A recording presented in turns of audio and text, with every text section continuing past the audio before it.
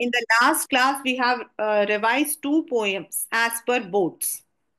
That is the Dust of Snow and Fire and Ice. Right, Robert Frost. And today we are going to again revise two poems. And these two poems have one thing in common, and that common thing is animal. इस दोनों poem के अंदर जो है animals जो है वो common है. Not to go on a very detailed way because it's an easy revision. So, first poem is A Tiger in the Zoo. Each one of us have are very curious to see tigers in the zoo. हमें tigers को देखना बड़ा पसंद आता है because we हमारे लिए तो that is something a unique creature. But this poem is written from the point of view of a tiger.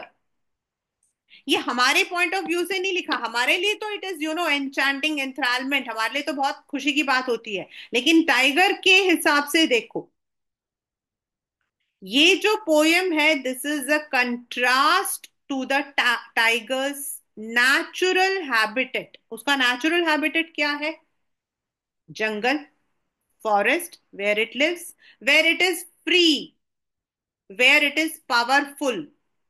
Paper में लिख सकते हो क्लास 10. It is powerful. क्यों पावरफुल है? क्योंकि वो जो है it hides behind the bushes and it attacks its prey as it wants. Where is in the cage, जहां पर वो अभी है वहां पर it is completely helpless. Even उसको खाने के लिए भी उसे जो है he is taking the help of a human. He is dependent on the human. खाना मिला तो मिला. The poem is written in personification because आपका जो टाइगर है उसको रिप्रेजेंट किया है विद द वर्ड ही. उसको बोला गया है ही. तो पोएम स्टार्ट होती है that the tiger is stalking, मतलब वो अपने उस छोटे से केज को. अब यहां छोटा क्यों बोला है? मतलब this is because in the jungle, in the forest, it is a vast area free. यहां उसको एक छोटी सी जगह पर बंद कर दिया है वेयर उसका जो विविड स्ट्रिप्स, मतलब that has been the image presented कि वो कितना शानदार लगता है, elegant, magnificent. But he is pacing here and there. फिर उसके बाद कंट्रास्ट लेकर आए हैं कि अगर वो फ्री होता, if he would have been free, then he would have been terrorising the people. वो जंगल में रहता, वहां पर he must have been resting in the shadow. Shadow में वो शायद आराम करता. एंड जब उसका शिकार, when its prey comes over there, it would have come out and attack. Now एक क्वेश्चन आया था पेपर में, बोर्ड्स में, कि why it is near the water hole. तो वो इसीलिए, देर आर टू रीजंस. पहले तो the deer come in group, मतलब वो पूरा उनका जो ट्रूप है वो वहां आता है. They come there in herd to drink the water. Secondly, it is easy for the tiger to attack the deer near the water, क्योंकि वो पानी में ले जाकर उसको पकड़ लेता. थर्ड, फिर उसके बाद वो कहते हैं कि अगर वो फ्री होता, अगर वो फ्री होता तो he would have been moving around. और जब लोग उसको देखते, when the villagers would have seen him, they would have been terrorise. वो डर जाते. उसके जो पंजे हैं, उसके वाइट, मतलब उसके जो दांत हैं और उसके जो पंजे हैं, उन्हें देखकर वो डर जाते. बैरिंग हिज वाइट टीथ, मतलब शोइंग हिज वाइट टीथ. उसके दांतों को और उसके पंजों को देखकर वो डर जाते. On the contrast, he is inside a cage. उसको देखने कई लोग आए हैं. There are many people who have come to visit him, but he is just ignoring them. Means he is not interested in any person. Why? He wants his freedom, वो अपना freedom चाहता है। There, when the night falls, जब रात हो जाती है और गार्ड की जो गाड़ियां आती हैं पेट्रोलिंग के लिए, even he watches over the stars with his eyes gazing, कि शायद विद अ होप कि may be he is freed, but everything is in vain, सब कुछ जो है वो बेकार है। So this is the poem a tiger in the zoo. In this poem, you have oxymoron because the words are written in the opposite form. Then imagery create हुआ है with the body vivid strips, alliteration, assonance, personification because the tiger has been represented with what we call as he. तो poetic devices में जो use हुई है वो ये है। And there was one question I think you must have also you must remember that ये जो थीम है it is freedom, और इसी से रिलेटेड हमारा सेकंड चैप्टर भी है, a long walk to freedom, जो कि नेल्सन मंडेला का था। And there was one question that the tiger writes a letter to the president asking him to be freed. जरूरी नहीं है कि ऐसा कोई लेटर या डायरी एंट्री आए, there can be a common thing, कि दोनों में क्या कॉमन चीज है। ह्यूमंस के लिए भी, for even the humans, freedom is necessary. अगर आप पे कोई पाबंदी हो, पाबंदी मतलब you are not allowed to do anything, then you will understand the meaning of freedom. India had undergone this trauma before its independence. We were under the British. ऐसा नहीं था कि British did not make any policies, but we were not allowed to breathe on our own. हमें उनके हिसाब से चलना पड़ता था। साउथ अफ्रीका के अंदर the practice of apartheid had prohibited the blacks to live their lives. Similarly, the animals which are confined, जो एनिमल्स होते हैं जिनको हम लोग बंद कर देते हैं, उनकी आजादी को हम छीन लेते हैं। And when you chain an animal, when you cage an animal, you are not caging an animal, you are caging its existence. हम उसके एग्जिस्टेंस को केज कर देते हैं, उसको हम डरा सहमा बना देते हैं, हम उसके कैरेक्टरिस्टिक्स जो ओरिजिनल है उससे उसको हटा देते हैं। So that is the theme which is very similar, or you can say common. Freedom is common for humans as well as for animals. As it is said, freedom is our birthright. जैसे बोला गया ना, freedom is our birth right, वही है। वो birth right सिर्फ animal sorry इंसानों के लिए नहीं है, it is for the human, it is for the animals as well. The second poem which we are going to revise today is How to Tell Wild Animals. Now, as you see the name of the chapter, sorry, poem, How to Tell means how to identify. यहाँ पर tell मतलब बताना नहीं. Here it has been used instead of identification. Means this is a very humorous but a light-hearted poem जो आपको अलग अलग जो वाइल्ड एनिमल्स हैं उनके डिफरेंट कैरेक्टरिस्टिक्स को बताता है। The poem starts with Asian lion, moves to the royal Bengal tiger, then leopard, then bear, then crocodile, sorry, then hyena and chameleon. So it says कि when you are moving towards the, उनका कहना है कि आप east की तरफ जाते हो उनका कहना है जो आपके टाइगर्स हैं, ईस्टर्न साइड के अंदर you can find the tigers. In fact India is one of those areas जहां टाइगर्स एंड लायंस दोनों है. On the west you have Gir forest lion के लिए, एंड ऑन द ईस्ट आपका Sundarban tiger, that is for tigers. But this is not written in that Indian manner, it has been written in the text कि अगर हम लोग जो है east की तरफ जाते हैं, and if you are going towards Bengal, you can find the Royal Bengal tiger. Now, while they are said as royal, because they have the characteristics of being magnificent, बहुत ही विशाल होते हैं. They are having the yellow body with black spots. And उनका जो characteristic है वो ये है कि they just attack you.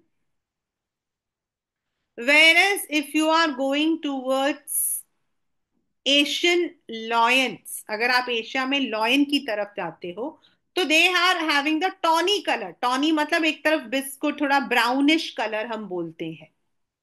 And उनका उनकी जो पहचान है, जैसे आपके टाइगर की पहचान है सडन अटैक, इनकी पहचान होती है they are loud roaring. And they roar in such a manner कि you will feel as if you are dying, मतलब उनकी आवाज आपको मार डालेगी.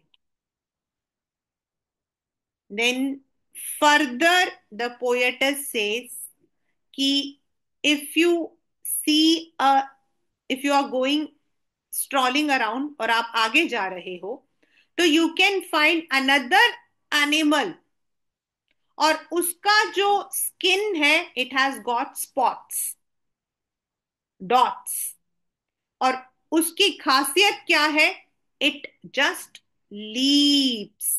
और इसमें जो है पोएट ने जो है पोएटिक लाइसेंस यूज किया है, लेप लेप करके जो गल मतलब वर्ड को, to produce the to the rhyming scheme. And उसकी खासियत ये है कि वो आपको जो है लीप करके, जंप करके अटैक करता है. You can not survive its leap. It has got that much of strength that it can prance upon. Prance मतलब leap, छलांग लगा सकता है. Moving further, अब ये जो तीन थे ये तो बहुत ही ज्यादा वाइल्ड आपके हैं. That is the Bengal tiger, Asiatic lion और leopard. Now he goes to the lighter animals, और वहां पे first she describes is a bear. उसका कहना है कि बियर जो है आपको अपने यार्ड में, मतलब ऐसा नहीं है, पहले ये होता था, बहुत पहले होता था, that people use to look for this bear के जो डांस वगैरह होते थे, भालू की नाच वगैरह बहुत कॉमन होता था. एंड बियर जो है it has got a very large body, और उसकी आदत है अपने प्रे को अटैक करने का by hugging it. It's not a loving hug, वो प्यार से आपको गले नहीं लगा रहा है. That is a way it just किसी को क्रश कर देता है. So bear has that characteristic. Then further crocodile and hyena, he has taken two examples, and this she has taken two examples and complete contrast. Hyena के लिए, hyena and crocodile both are deceptive. Deceptive मतलब वो easily आपको धोखा देते हैं. They try to fool you. How? This is a natural instinct in both of them कि hyena जो है it looks as if it is smiling after killing its prey. Whereas जो क्रोकोडाइल है, they are the sign of its attack, और वो जो है आंसू आते हैं when it is not that it is having the tear gland and it is crying. It is the symptom or sign of its attack. तो हाइना अगर आपको देखना है कि वो क्या करता है अटैक के लिए, तो उसकी स्माइल. एंड क्रोकोडाइल टीयर्स, हम लोग बोलते हैं ना क्रोकोडाइल टीयर्स, झूठे आंसू. तो they are deceptive, they are the symbol of attack. Last but not the least, she describes a chameleon which looks exactly like a lizard. लेकिन उसके ना विंग्स होते हैं और ना ही उसके कान होते हैं. उसकी जो खासियत होती है, the characteristic of the chameleon is it can camouflage to its surroundings, specifically on the tree. अगर आपको लगता है ट्री में कुछ नहीं है, तो यू आर डिसेप्टिव, आप धोखे में हो. आप धोखे में हो. You are an illusion because you may find a chameleon which might be camouflage to that tree. वो उस ट्री से बिल्कुल उसके जैसे कलर में बना हुआ छुपा होगा. आपको लगेगा ट्री पर कुछ नहीं है, but in reality it might be a chameleon which may have camouflaged. So in a nutshell, Bengal tiger, a sudden attack, lion, its roar, leopard, its leaping, bear, a crest, a hug, crocodile, tears, hyena, smile, and chameleon, camouflaging. These are the characteristics that she has brought through this humorous poem. वो यहाँ पर humour को उसने create किया है, but that doesn't mean that it is just a मतलब वो मजाक में. It is only about how we can identify what are the main characteristics of these kinds of animals. And the poet is Caroline Wells. We have alliteration, imagery, assonance, oxymoron, and also जैसे उसमें लिखा है ना, Nobel beast. Nobel मतलब तो अच्छा. और उसको नोबल क्यों बोलते हैं? Because they are considered as magnificent. And beast मतलब animal. Plus personification, poetic license. We are having all kinds of poetic devices in this poem.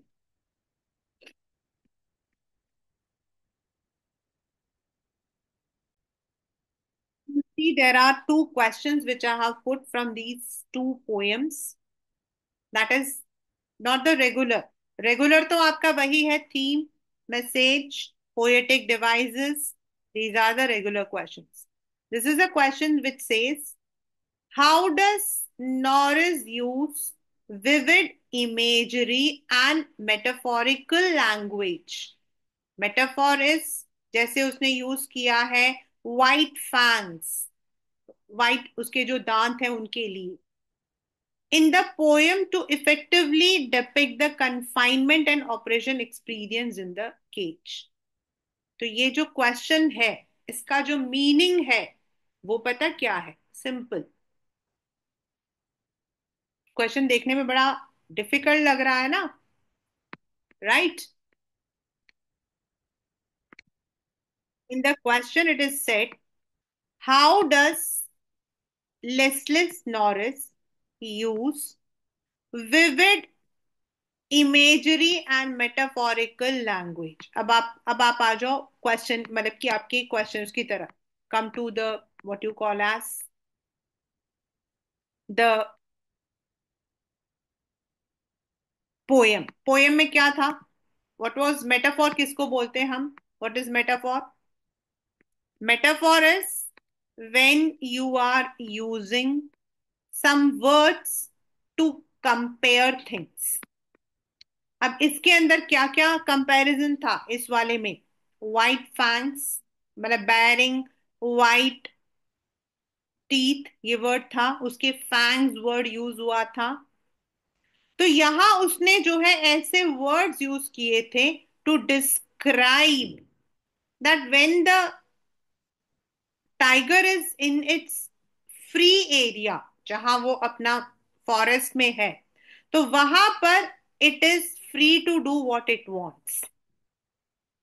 And in the cage it was experiencing operation, यानी कि it was ignoring the visitor. There was, मतलब कि वो जो है अपने छोटे से केज को पेस कर रहा था. ऐसे वर्ड्स यूज किए हैं. तो इन अनदर वे, इस क्वेश्चन का मतलब है the bring out the contrast of the tiger in its real inhabitant to its cage. बस यही इसका मीनिंग है। इसमें और कुछ नहीं है। आपको आपको इसमें वो जो पेपर जो मैंने यहाँ पर थीम लिखा है ना, वही इसका आंसर है। But you have to elaborate it. Now come to the second poem. The question: the poet has successfully used humor to be able to tell or identify wild animal. अब ये question थोड़ा अलग है। This question is not exactly from the poem. It is, how do you think we need it in our life? हमें अपनी जिंदगी में ऐसा ह्यूमर की जरूरत क्यों है? तो this is a serious kind of question. मतलब why do we need humour in our life? हमें अपनी जिंदगी में थोड़ा ह्यूमरस होना क्यों जरूरी है? Because we humans are surrounded by so many sorrows. We face many obstacles, challenges in our lives. And it is very important that we need a light-hearted environment. और ऐसा जो ह्यूमर है बच्चों जैसा, that adds energy to our lives. तो यहाँ पर the question is not related to the exactly to the poem, लेकिन पोयम के बेस पर ह्यूमर का हमारी लाइफ में क्या इंपॉर्टेंस है ये बताना है। So these are the two different questions I taken from these two poems, so that you are able to understand. कभी भी ऐसा एक क्वेश्चन आ जाए तो बिल्कुल डरना नहीं है। देखिए इसमें आपने कैसे देखना था। पहला है vivid imagery and metaphorical language. Metaphor मतलब क्या होता है? Metaphor is comparison to effectively define the confinement and oppression experienced in the cage। तो इतना तो हमें समझ आ रहा है कि केज के अंदर वो कन्फाइन मतलब बंद होना। कन्फाइन मतलब बंद होना। तो वो बंद होकर कितना परेशान था, तो हमें यही तो बताना कि वो बंद होकर कितना परेशान था। बस this is, we have to write. तो जब ऐसा कोई क्वेश्चन आए ना, तो जो वर्ड्स होते हैं ना उनको पहले अंडरलाइन करो, not on the paper or in your brain. Try to understand what it is saying. Confinement operation ma'am ने बताया था। तो मैम ने इसका मतलब क्या है, कहीं ना कहीं अगर आपको बिल्कुल ले मैन, मैं कह रही हूँ आपको बिल्कुल भी नहीं समझ आया आपको, तो भी आप समझ सकते हो कि confinement and operation experience in the cage. तो ये तो हमें याद है कि केज में वो परेशान था। हमें मीनिंग नहीं आता है, लेटर से हमें मीनिंग नहीं आता है, लेकिन ये तो पता था कि केज में वो परेशान था। तो हमें यहाँ पर वही देखना है कि the poet has used the different images, कि वो वहां कितना परेशान था, और अगर वो फ्री होता तो वो कितना आजाद होता। बस that is the chapter, that is the answer. So understand the lines properly. उन्हें देखकर ये मत सोचकर घबरा के जाइए कि ओ माय गॉड ये कैसे लैंग्वेज है। यूज वो वर्ड्स को ध्यान करिए जो आपने पढ़ा है, जो आपकी टीचर्स ने आपको बताया है, या फिर जो थीम है। जैसे confinement is a theme, operation is a theme, तो we can understand it is a theme based question. This is the question which we need to do. So you can very well see that when any question comes, take the words which are given there।